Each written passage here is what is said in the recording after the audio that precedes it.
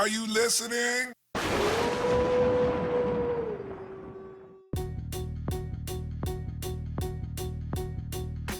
One of the things I felt was missing was a focus on a home console that strictly focused on like people being able to play together no matter what their skill level. Kind of like all of the things that retro games were about. You know, it wasn't about the graphics. It was all about the gameplay and the fun factor. This has become a babysitter now.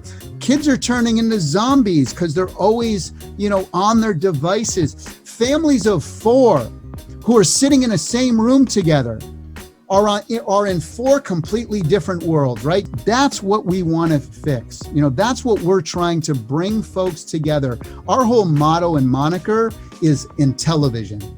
Together again. Returning as the figurative phoenix from the ashes, Intellivision Entertainment is back and ready to launch their first major console since 1985. The Intellivision Amico is slated to launch in April of 2021, and already it finds itself surrounded by a market full of teraflops and other next-gen buzzwords. But Intellivision CEO Tommy Tallarico believes that the company will find success by banking on the family and casual gamers. So sit down, relax, and join us for a conversation with the CEO of Intellivision, Tommy Tallarico.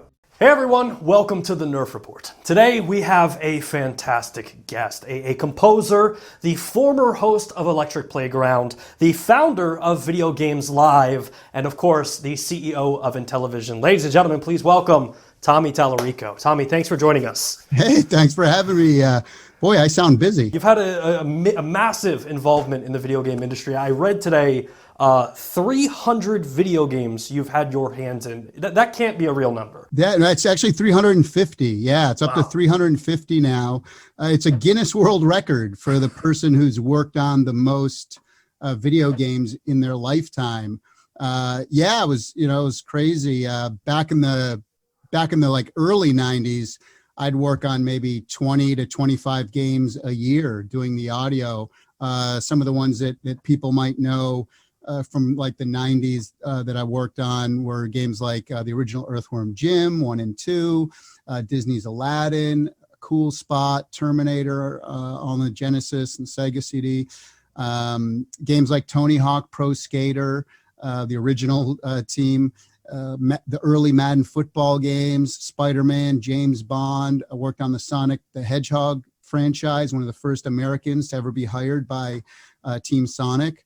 I worked with 5 years with Shigeru Miyamoto on Metroid Prime, which was amazing. And so I had a lot of, Guitar Hero, helped out with that franchise as well early on. So yeah, it was a lot of fun, a lot of games, and over 32 years, and I wouldn't give it up for anything. That's awesome. Well, now your journey brings you to Intellivision, and you guys are on the brink of launching the Intellivision Amico. For people who might not be familiar with it, do you mind explaining exactly what we're looking at? Yeah, sure. The Intellivision Amico is the Italian word for friend, by the way, which is why I called it that. But again, being in the industry for over 3 decades and loving video games my entire life. I'm 52 years old now, and I started playing, in 1974 and 1975 when it first became a thing in the home. And, so I've seen a lot of the industry change. And one of the things I felt was missing was a focus on a home console that strictly focused on like people being able to play together no matter what their skill level, simple and easy controls, simple and easy gameplay. So kind of like all of the things that retro games were about, it wasn't about the graphics. It was all about the gameplay and the fun factor. And so that's really what we're trying to kind of bring back. We're inspired by all of that retro, retro things, retro designs, retro, not the graphics, but the retro. And so our 4 pillars of our company are simple, affordable, family, and entertainment. And those 4 words spell out safe. Because we don't allow graphic violence, we don't allow bad language, nudity, sexual content, things like that. All of our games are $9.99 or less digital. We also have physical media, which will be about twice that price, around $19.99. We're going to be available in all the retailers, everywhere from Amazon to Best Buy to GameStop. You can pre-order now. And the system comes with 2 controllers, and they're 2 very simple and easy to use controllers, where you have a color capacitive touch screen, a speaker and a microphone, a gyroscope and an accelerometer like the Wii, force feedback. It even has wireless contact charging, so you can put it in. LEDs all over, and of course our simple patented disc, which was in the original Intellivision as well. You can see the kind of the gyroscope, accelerometer working there. Again, capacitive touchscreen, the stuff just like in your mobile devices, but this is actually a polycarbonate. So unlike your phones, if you drop it, it cracks. This, it's better than a plexiglass. It won't scratch like normal plastic, but it won't break like glass as well. So we put a lot and you get 2 of these with the console. The last home console to ever have 2 full controllers in it was the Super Nintendo in 1990, 30 years ago. But you can also hook up, you can download our free Amico Club app, and the Amico Club app is available right now. And look, we mimic, so you can hook up to 8 mobile devices for free as well. Every single one of our games is couch co-op and single player as well. So every single game is single player. Every single game has a multiplayer, either co-op or versus. And that's kind of the proposition. I'm not trying to compete with Sony, Microsoft, Nintendo. I'm not crazy. But we are trying to, we're trying to bring to the market something simple, affordable. We want to attach a lot of value and trust with our consumers. So everything that we're doing is 100% curated by us. We have 50 games in production right now. We're going to launch with around 30 to 40 games right out of the gate. And then every 2 weeks, 1 new game comes out. So check out, for folks interested, check out our YouTube channel. You can see the gameplay footage. You can see how the thing was designed, or the hardware was designed. And that's kind of the overall. I might have answered 4 of your questions. You hit on a lot of stuff, and I definitely want to unpack a little bit of it, because right off the bat, I think the controller design might be one of the most unique controllers on the market right now. And the thing that I like about it is, with new tech, if it's sitting on a counter and you look at it and you immediately want to grab it and play with it and touch with it, that's a sign of a great product. And that's immediately what I get when I see your controller. And there's some killer features in there. Yeah, it is interesting because, the thing that a lot of folks may not realize is that if you add up PC gamers, the master race, as they call themselves, you add up the hardcore PC gamers and all of the console folks, Microsoft, Sony, Nintendo, that's 200 million people in the world. That's a very impressive number, right? 200 million people in the world who are considered hardcore gamers. But did you know that there's 3.1 billion people in the world who play video games every single day, but either on their mobile or just like, solitaire and Windows or whatever. And we call them either, they consider themselves non-gamers or hyper casual gamers. And so again, that's the thing. I'm not trying to compete with Sony, Microsoft, and Nintendo. What we're trying to do is bridge that gap between those 3 billion people and the 200 million people. Now, do I think hardcore gamers are going to, find value and like the machine as well? Absolutely.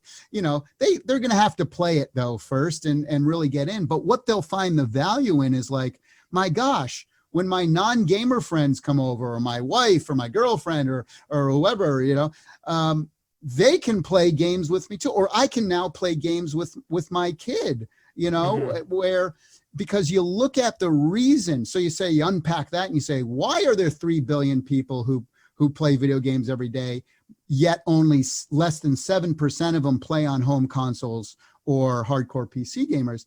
And the reason for that is simple. We did a lot of market research, and when I came up initially with this concept, it was because I couldn't play games with my mom and dad anymore, and it's because of the controllers. That's a big, so, you bringing that up is actually, a really, really intuitive view, because exactly, you could give away an Xbox Series X to my mom and she'll never open it.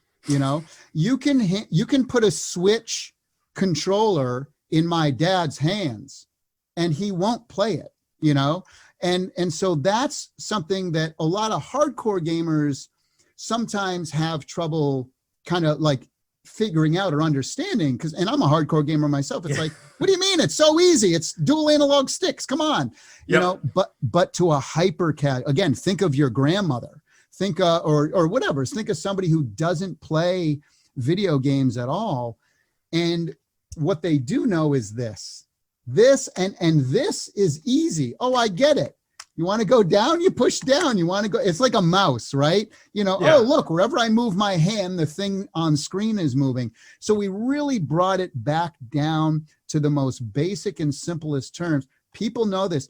And Brian, we've done a lot of we've done a lot of focus group tests too, where we'll put a PlayStation, Xbox, Switch, and even a mobile phone and this on a table, and ask kids under 10 or non-gamers, which one would you like to pick up and play and play a video game with? 9 times out of 10, boom, they'll pick up this. Because again, they understand it, and it's like, oh, wouldn't they pick up the mobile device? But as a controller, the mobile device isn't great, is it? It's not, because there's no tactile buttons and things. And we've even worked on that as well. For this is we're offering buttons that you can stick on our phone, buttons and discs that you can actually stick on our app that'll make it have tactile feedback like our controllers as well. So, but yeah, very, very intelligent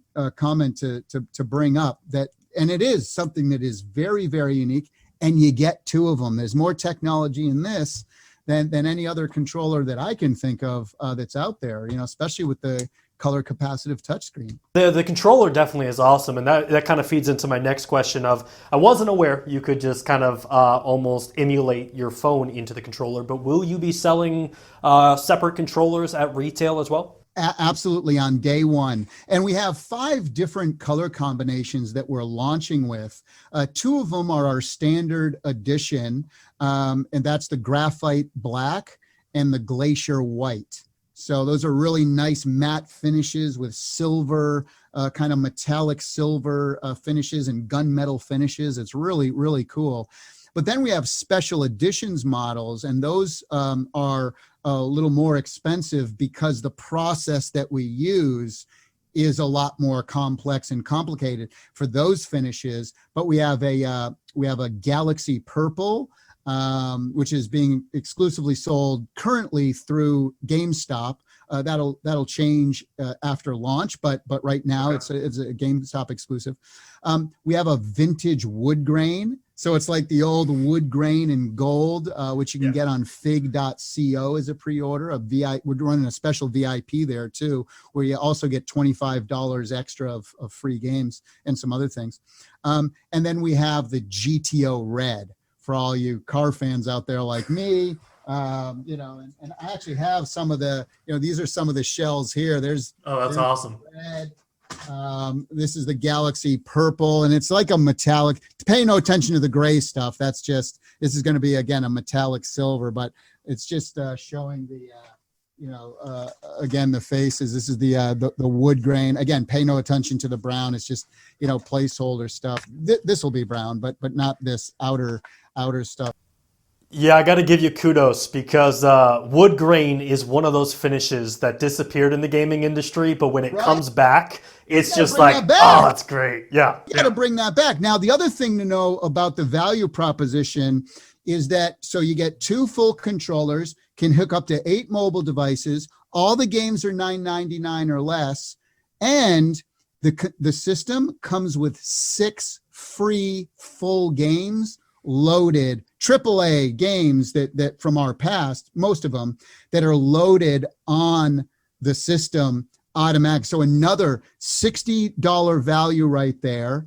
2 controllers. Now, most controllers go for 60, 70. I mean, the Switch Joy-Cons are $80, right? $79. So again, another $60 to $70 value there. And all of this for the same exact price that the Wii was 15 years ago when it launched, which was $249, 6 games, 2 extra controllers. Because again, we did a lot of market research, and you know what we found is that non-gamers and families, they just want to be able to open the box and boom, play 4-player right out of the box. They don't have to figure out more joystick, more controllers, more, well, what games are co-op? I don't know. We have to find out. You know, if you wanted to play a 4-player couch co-op game on, say, the PlayStation 5, and it's not I love Sony, I love PlayStation, I love Xbox, I love Nintendo, I love all of them. So I don't want to seem like I'm coming across as putting those consoles down. I'm not. I'm just stating that one of the things that makes us different is if you're a, you know, kind of casual gamer and you want to play 4 players with your family on PlayStation 5, you know, $500, 3 more controllers, there's another $200 easy, and then the games are $70 each. And how many couch co-op games are there available? So it's like, you know, this is a really nice alternative to those folks, maybe those casual, hyper casual players who would like to play. Because remember, one of the biggest problems with mobile gaming, and by the way, there's 40,000 new mobile games that come out every week across iOS and Android, 2 million a year. It's ridiculous. Zero curation, flooding the marketplace. Discoverability is impossible. Same thing with the eShop and Nintendo. That's why we're only doing 1 new game every couple of weeks, so that it's great for the indie developers and our developers, whether indie or not, to get some discoverability in our shop as well. But the biggest thing about this, yes, it sucks that, you know, this is a controller. Try to play Pac-Man, something as simple as up, down, left, right. Try to play this on your mobile device. It's awful, right? So the controls aren't there. We all know it's a cash grab, right? Let's call a spade and say that freemium games, all it is about, they literally design the gameplay and game level design around trying to suck as much money out of you as they can. Microtransactions, loot boxes. We're even seeing this now in our home consoles, right? With loot boxes and DLC, additional DLC, in-app advertising.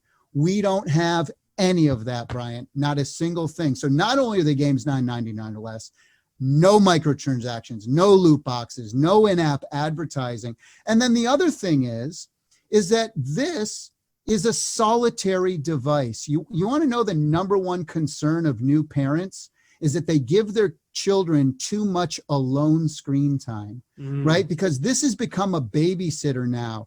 Kids are turning into zombies because they're always, you know, on their devices. Families of 4 who are sitting in the same room together are in 4 completely different worlds, right? Dad's checking his stocks, reading the news on his device. Mom's checking out Candy Crush. Teenage daughter's on TikTok or Instagram. The little kid is playing Roblox or Fortnite. 4, you know, a family of 4 in a room together, but not even in the same, you know, headspace. And that's what we want to fix. You know, that's what we're trying to bring folks together. Our whole motto and moniker is Intellivision, together again. Let's bring, because I remember, Brent, may I ask, how old are you? 30. Okay, so you're 30 years old. I'm 52. Like I said, we're a generation apart, but I guarantee we have a lot of things in common when it comes to gaming. Let me ask you this.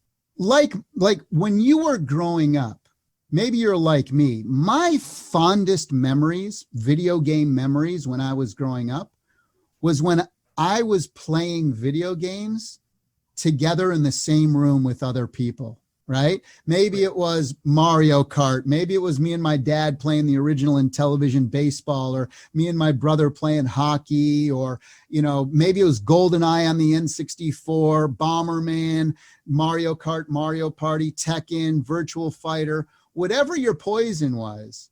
I guarantee your fondest memories were when you were in the other room with. Is that a fair statement to make? I mean, tell me yours. 100%. Yeah. What's your story? Tell me yours. First console was a Super Nintendo, but yeah, the history of the N64 in my household, and then into the Nintendo Wii, it was constantly, what is my brother and I playing? What are we playing? Twisted Metal on the PlayStation? Are we playing Wii Bowling or Wii Golf? And you brought that whole family into the room, which goes into exactly what you guys are targeting as a customer base, is that casual family experience that doesn't exist anymore. I was going to ask you, would you agree with me that you see that's lacking in the industry the last 10 years since the Wii, right? And that was 15 years ago. Yeah. Yep. Yeah, great. Yeah. We just got done, I don't know if you're familiar with it, but we just got done interviewing a company by the name of High Tea Frog Games, and they just released Cake Bash. And it's a multiplayer party game, kind of like the Mario Party days. Oh, and, wow. We had that exact same. Steam, yeah. Xbox, Steam, Stadia, PlayStation, all of those. But Stadia even, wow. Yeah, so we had the conversation. For sure. We had the conversation about the party co-op and how couch co-op is a fading thing. So to hear that you and the team at Intellivision are focused on bringing that back, that's incredible. Why the console exists. Imagine a console, Bryant, where every single game has that option. Pretty cool, right? And single player as well. But yeah, that's really what we're going. That's our kind of differentiator. And we don't allow violent content. And all the games are $9.99 or less. And which is awesome. And our controller and this and that, and it goes on.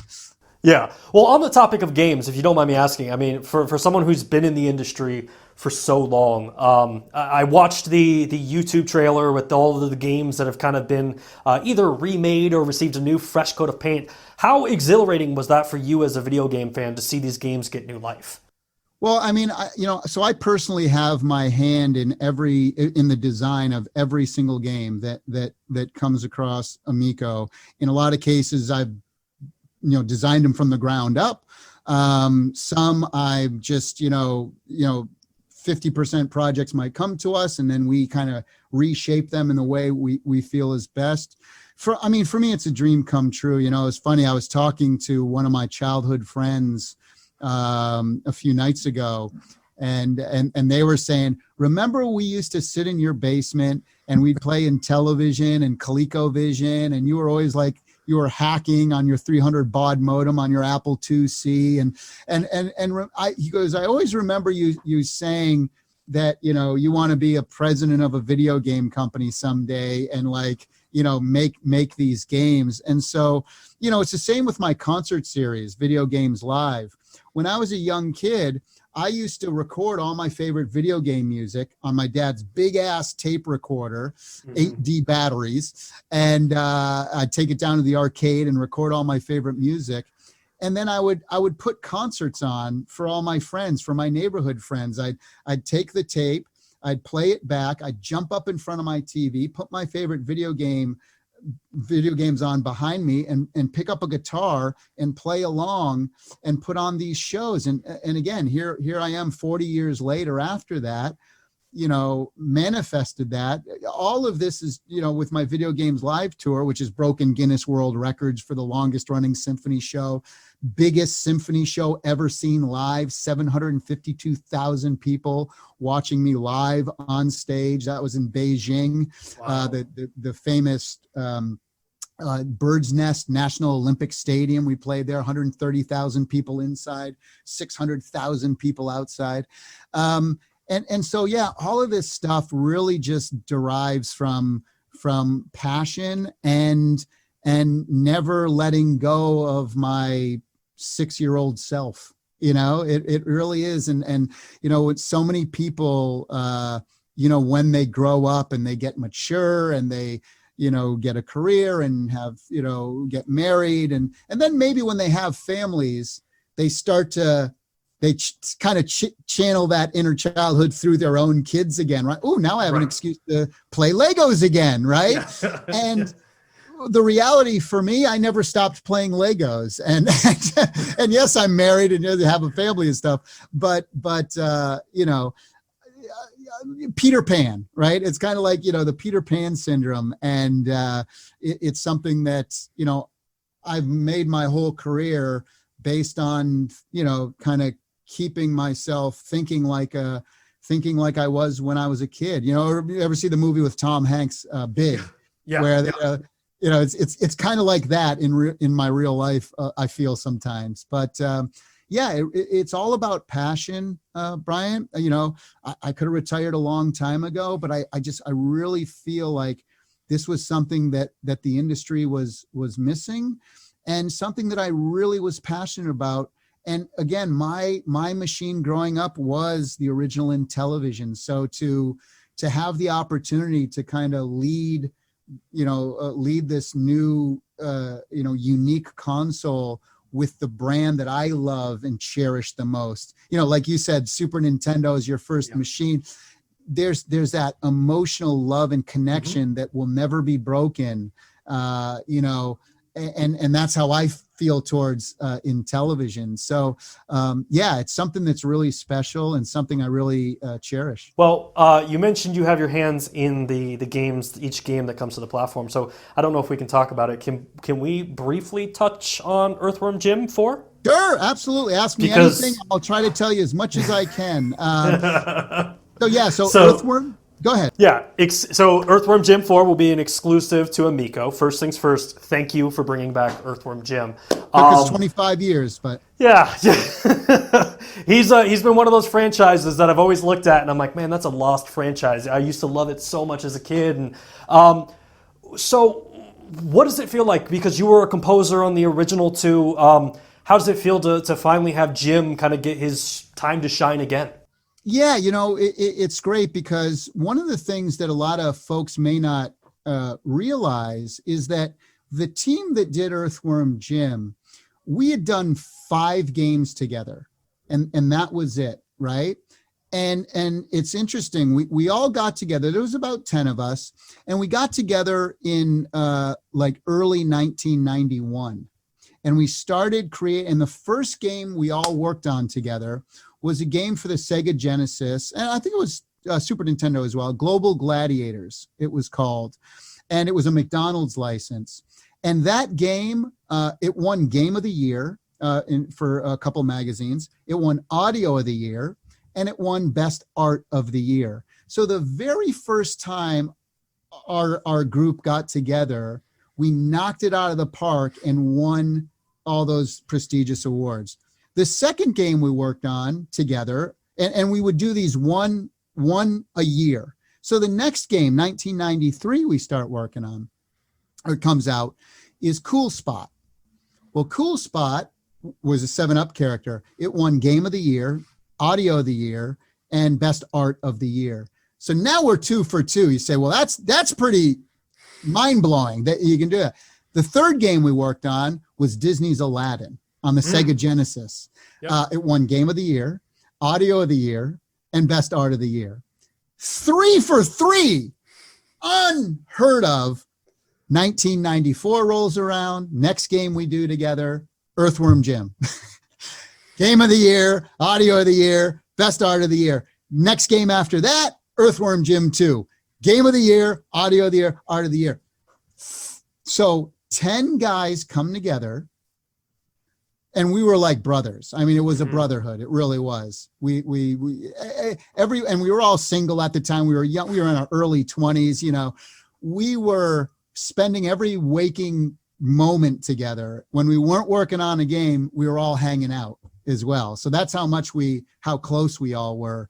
And there you have it. 5 games, 5 years in a row, 5 all Game of the Year award, and then we kind of, you know, a lot of us kind of went separate ways, or you know, half the team went off to start their own company and this and that, and we all stayed and remained very, very close friends.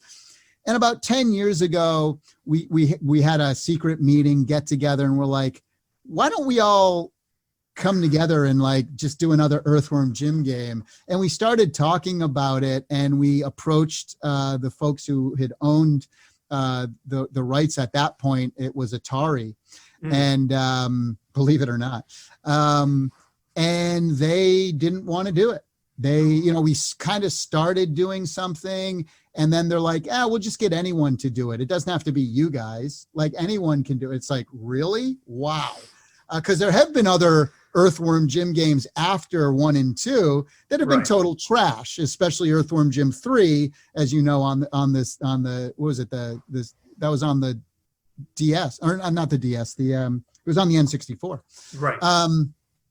So finally, now that I was, now that I started Intellivision, I reinvigorated Intellivision, Phoenix rising from the fire. I went right after it, and Interplay owns the license. I know the guy who is currently in charge of Interplay, and we said, look, I'll pay you money.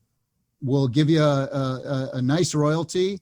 You don't have to do anything, but the original team is going to get back together and make this game. Our only thing is it has to be exclusive on Intellivision.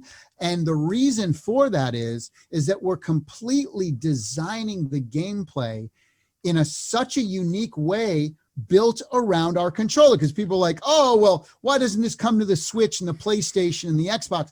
Because it can't. It will not be able to, because of the way that we're doing the multiplayer, because of the way we're using the screens and the colors on the dials. We're designing this game in a way where all of the things we always wanted to do back in the day that we never could because of the technology, now we can. And that's what's so exciting about, working on this game again. And the other thing too, is that all of us kind of designed the game. There was never like, it was like, yes, I was the audio guy. Yes, Mike Dietz and Nick Brudi and Ed Schofield were the art directors and animation directors. But all of us, and David Perry was the programmer, all of us had to, we're a big part of, designing the jokes and the thing. And that's the one important thing, if you're curious about Earthworm Jim and why it's so unique, is that we never had a game design document.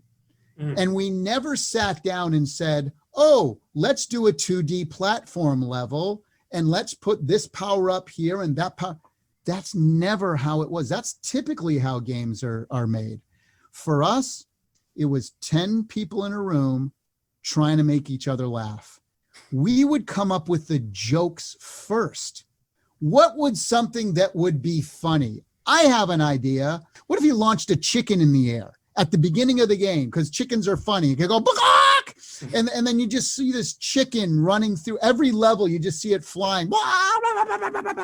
And people, and then somebody else said, well, wait a second. What if we make it a cow? That's even more funny. And his legs can be all fucking, going like crazy. And I'm like, yeah, and you could do a funny sound.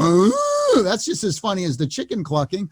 And then people are like, oh, well, how would we get him up in the air? Well, I don't know. What if it was like a seesaw in a playground? Yeah, that's kind of funny, but what if it was a junkyard? Like, and it was a refrigerator. And then you see how, because of the jokes, it ends up creating the thing around it. And people sometimes get this wrong when they say, well, Earthworm Jim was a platform game. It was more than that. There was a lot of mini games. There was underwater. There was the bungee, snot bungee. There was the 3/4 Flying King levels. There's all these different, I don't consider it, was a majority of it a platform game? Absolutely.